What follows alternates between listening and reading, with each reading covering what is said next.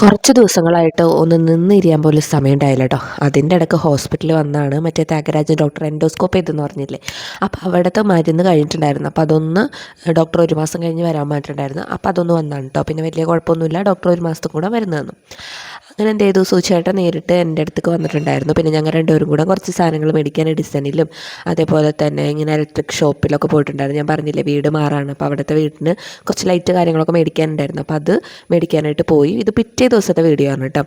നമ്മുടെ കൊടുങ്ങല്ലൂർ ഏത് നടയാണ്, പടിഞ്ഞാറേ നടയിൽ ഇങ്ങനെ ചൈന ഷോപ്പിംഗ് എന്ന് പറഞ്ഞിട്ട് 150 രൂപ, ഏതെടുത്താലും 150 രൂപ എന്ന് പറഞ്ഞിട്ട് കുറച്ച് സാധനങ്ങൾ പറഞ്ഞിട്ടുണ്ട്. അപ്പോൾ അവിടെ നിന്ന് കുറച്ച് ചവിട്ടി കാര്യങ്ങളൊക്കെ മേടിക്കാനായിട്ട് പോയതാണ് കേട്ടോ.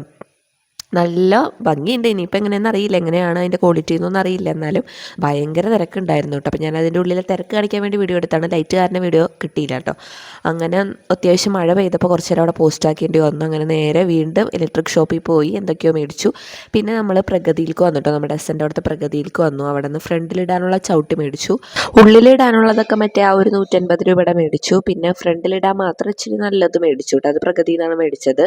നല്ല അടിപൊളി വിലക്കുറവിൽ തന്നെ കിട്ടും കേട്ടോ. പിന്നെ സൂചേട്ടൻ ഇന്ന് ബീഫാണ് വീട്ടിൽ വെച്ചത്. അപ്പോൾ പൊറോട്ട വേണമെന്ന് പറഞ്ഞിട്ട് പൊറോട്ട പിടിക്കാനായിട്ട് കയറി. അപ്പോൾ ഇന്നത്തെ വീഡിയോ ഇത്രയുള്ളൂ. ചാ.